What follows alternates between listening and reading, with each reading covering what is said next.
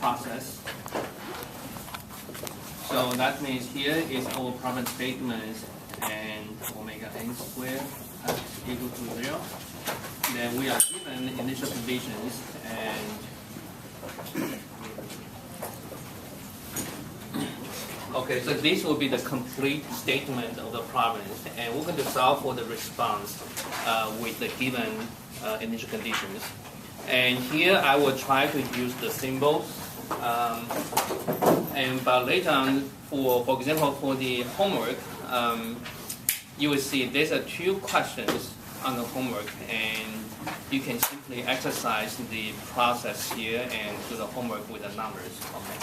So for this one, we know the solutions is C1 cosine omega nt plus C2 sine omega nt. Okay. So that is we have known this is one of the expressions we'll be familiar with. And omega n is our natural frequencies. For example, if we have a system, say mx double dot plus c plus kx equal to 0, then from here you can see omega n is undamped natural frequency is k over n.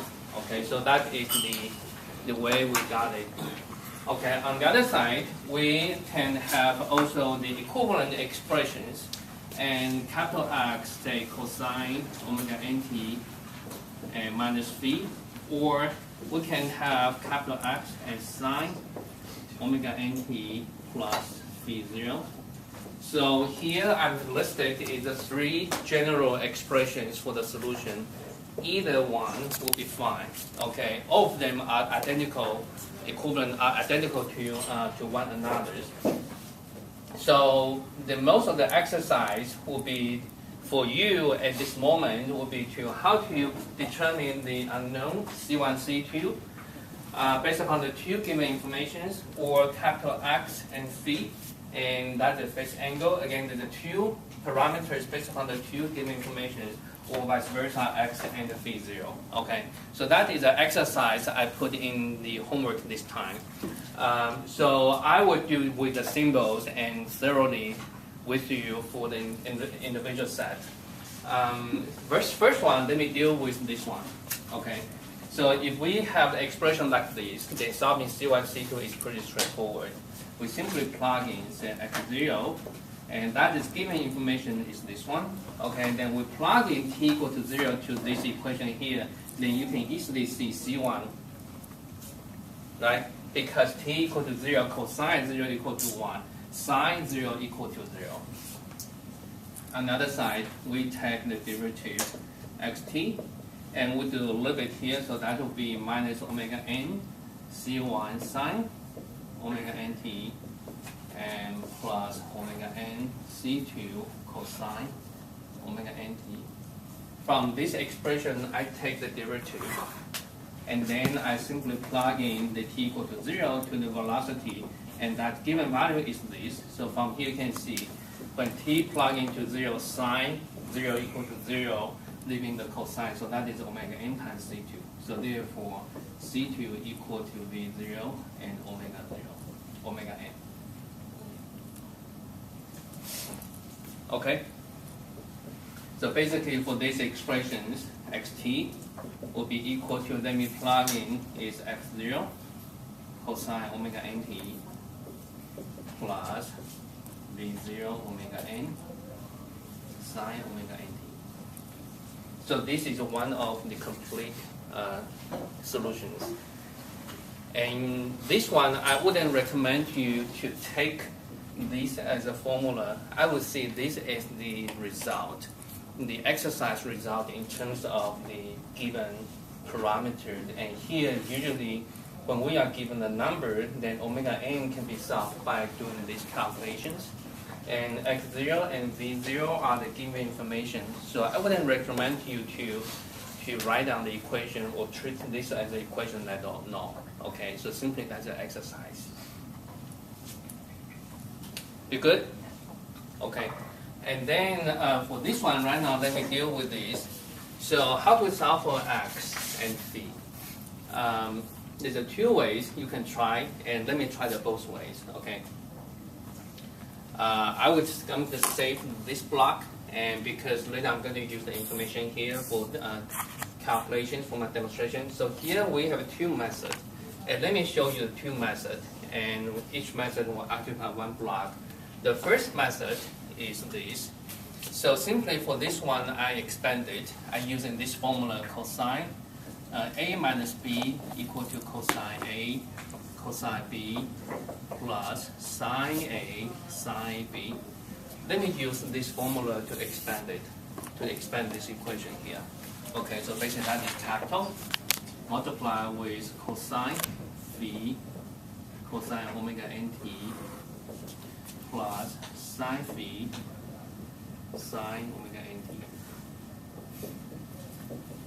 Okay, so let me expand the distributed x to each term.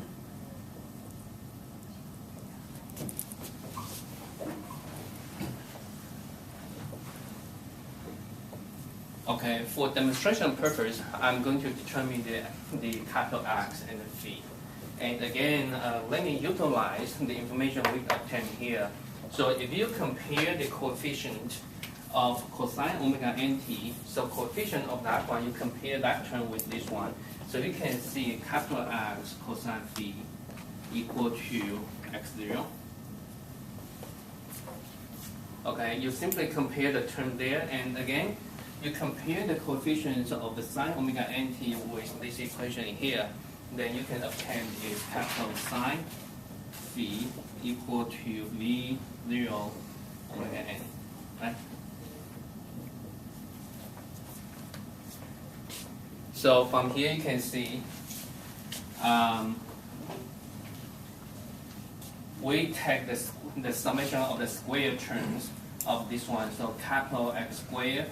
We take the square on each equation, so that is cosine square phi, and we take the summations, and plus sine square phi will be equal to x0 square plus v0 and omega n square, right? So from here you can see capital X simply equal to x0 square plus v omega n.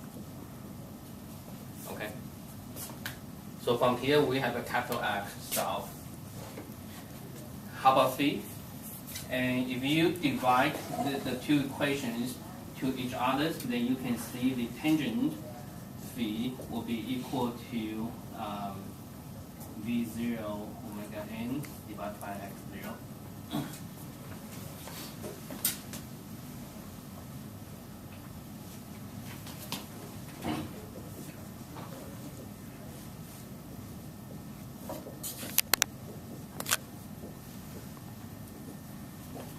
Okay, again, how to obtain these equations? You simply divide the two equations on either side of the equal sign.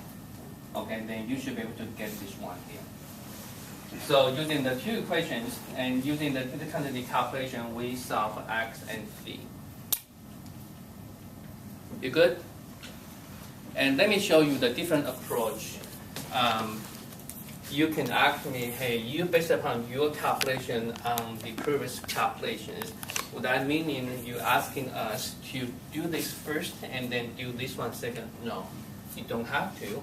You can directly, based upon this information, do the calculation, plug in the textbook using this kind of form as the formula again. I won't recommend, because many times a few days later on, that could get very confused. So you just treat this as the calculations. And I'm going to show you the different approach based upon this term here. Okay, so here from here you can see here we are given x0, and that is a given value here. So now you simply plug in t equal to 0 to this equation here.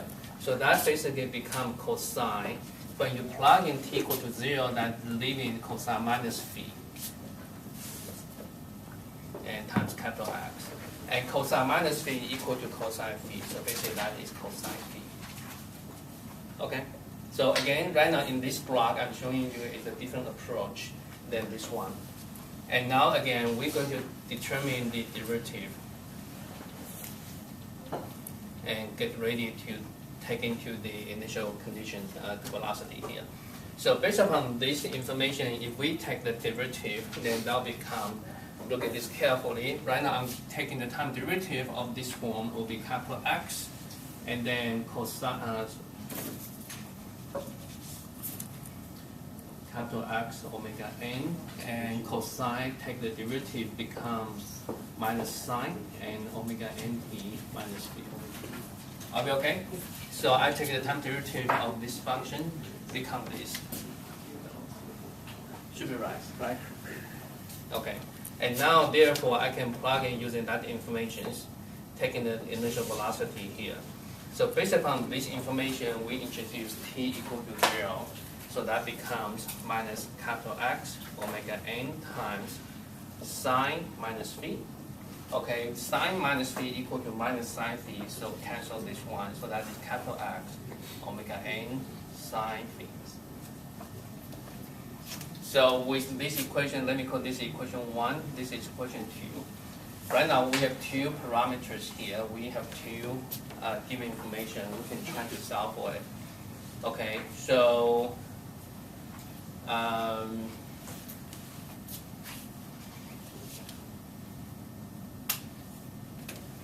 so from equation 2, we can rewrite is I divide the both sides by omega n. V0 divided by omega n will be equal to capital X times psi b. Okay, so let me call this equation 3. And then we rewrite equation 1 down to here, get things clear. So that is capital cosine phi. So from here you can see this basically come to this the same information like we did here, right? So we simply repeat the calculation. If we take the square, the sum of the square of each term, then you can obtain the capital X will be the same thing repeated here. So that will be equal to initial conditions plus V0 omega n squared. Okay, and you divide the equation on the both sides. The right hand side will give you the tangent phi. The left hand side is V0 divided by omega n divided by x0. So basically the same thing here. We have the arctangent V0 x0 omega n. Okay, good. So again here I use the symbols for demonstration, but if we be changing the numbers, then everything will be the same here. Good. Then we can exercise one more time. How about the last one? The last one, let me use, okay. So for the last one, let me exercise this method. Okay, so again, for the last one, we are given the xt equal to x times sine omega nt plus v0. Okay, in a similar process, and again, we take the derivative. For this case, will be again the omega n capital X, and derivative on sine become cosine, and omega nt plus v0. Okay. So with the two informations, then we can have the initial conditions here, and this is the given. So again, we introduce t equal to 0 to this equation here, then that will lead us to sine times x times sine v0. Okay, and then we have the initial velocity. So again, introduced to here, then that will be omega n times capital X cosine v0. Okay, in a similar way, for the second term, you simply scale the both sides by omega n, so that is capital cosine v0. Okay, so with the two equations, this one and this one, the same thing here. So basically, the first one, you take the square sum. So that means this side is x0 squared plus v0 omega n squared. Again, we take this equation 1, 2. let me say equation square plus equation 2 square. Okay, so that one is x squared. So this one, again, the x will be equal to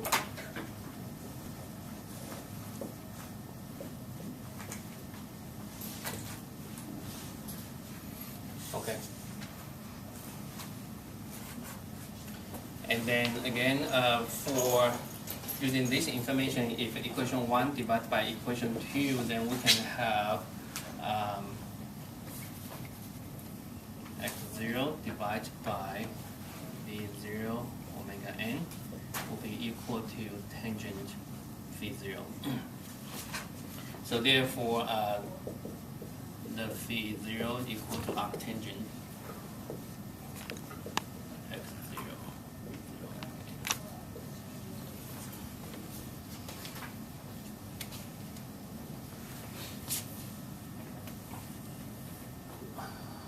Oops. Sorry, a mistake here. This one should be on the denominator here, on the numerator here.